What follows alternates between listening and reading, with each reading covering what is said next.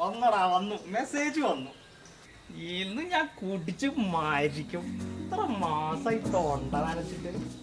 ഇത്രയും ദിവസം കുടിക്കാനായിട്ട് അച്ഛൻ മരിച്ചിട്ടൊന്നുമില്ലല്ലോ. ഇനി കുടിക്കണ്ട അച്ഛൻ.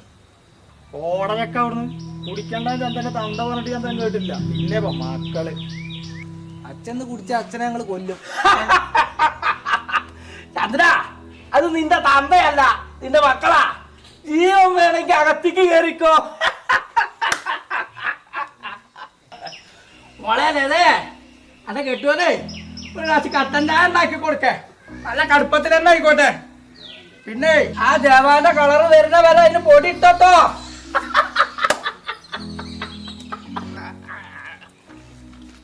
മക്കളെ, ഞാൻ കക്കാനും പിടിച്ചു കുടിക്കാന്നല്ലേ പോണു. ഒരു തുള്ളി കള്ളു കുടിക്കാനല്ലേ. കക്കാൻ പോണേ ഞങ്ങൾക്ക് ഇത്ര ഇടങ്ങാറില്ല. കള്ളു കുടിച്ച് റോഡ് സൈഡിൽ കൂടെ നാട്ടുകാരെ കൊണ്ട് പറയിപ്പിക്കാനല്ലേ. ചന്ദ്ര, ഒരു കാര്യം ചെയ്തോ. ആ കട്ടൻ ചായയില് അച്ചാറും കൂട്ടിയിട്ട് കുടിച്ച് അതിന്റെ പൂജയാണ് മാറ്റിക്കോ. ഞാൻ അതല്ല, എനിക്ക് കുടിച്ചേ പറ്റൂന്നാണെങ്കിൽ ഇതൊരു കാര്യം ചെയ്തോ. പോകുമ്പോ ഇവിടെ ടാർപ്പായൊക്കെ വലിച്ചു കെട്ടിയിട്ട് ഒരു 5-6 കസേരയും ഇവിടെ എടുത്ത് വെച്ച് കുഴി കുത്താൻ ഒരാളെയും കൂടിയാണ് വിളിച്ചോ. എന്നിട്ട് പോയാ മതി. തന്ത ഈ വയസ്സാം കാലത്തിന്റെ വായിലേക്കിന് കേൾപ്പിക്കണ്ട. ഇവന്റെ വാക്കും കേട്ടിട്ട് ചന്ദ്രൻ കൂടി നിർത്ത്. ചന്ദ്രൻ കുടിച്ചിട്ടേ വരുള്ളൂ. സ്വന്തം മകളുടെ കല്യാണത്തിന് ഡൈറ്റായി കിടന്നോനാ. എന്നിട്ട് ഓന് കുടി നിർത്ത. ഈ ചക്കനൊക്കെ തലക്ക് സുഖമില്ലാത്തന്റെ കേടാ.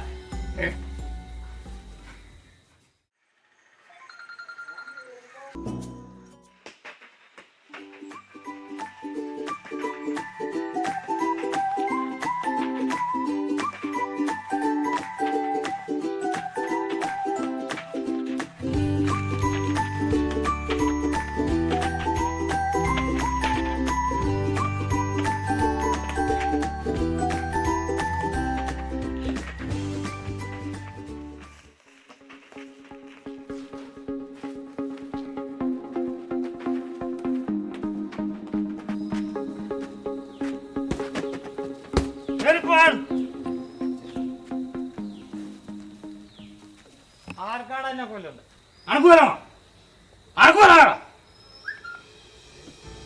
കൊല്ലടങ്ങുന്ന നല്ല നാടൻ കോഴിയുണ്ട്, കൊണ്ടുപോയിക്കൊന്നോ. അതുകൊണ്ട് അമ്മയ്ക്ക് കൊടുക്കും കേട്ടോ.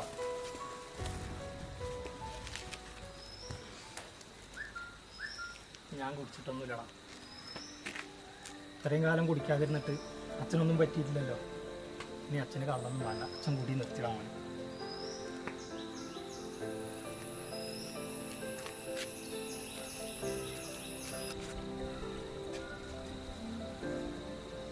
കുറച്ച് ദിവസം കുടിക്കാതെ ഇരുന്നപ്പോഴാണ് കുടുംബത്തിലെ സ്നേഹവും സമാധാനവും ഒക്കെ അച്ഛന് മനസ്സിലായത്. ഇനി അച്ഛൻ കുടിച്ചാതൊന്നും നശിപ്പിക്കില്ല കേട്ടോ. മക്കൾ ധൈര്യമായിട്ടിരുന്നു.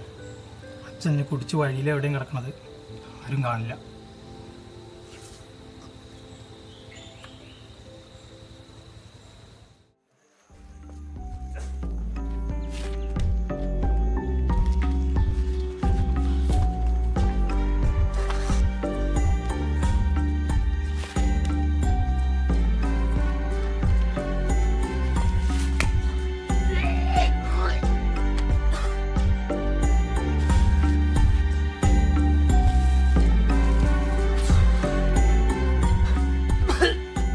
കള്ളുടിച്ച് റോഡ് സൈഡിൽ കൂടെ നാട്ടുകാരെ കൊണ്ട് പറയിപ്പിക്കാനല്ലേ.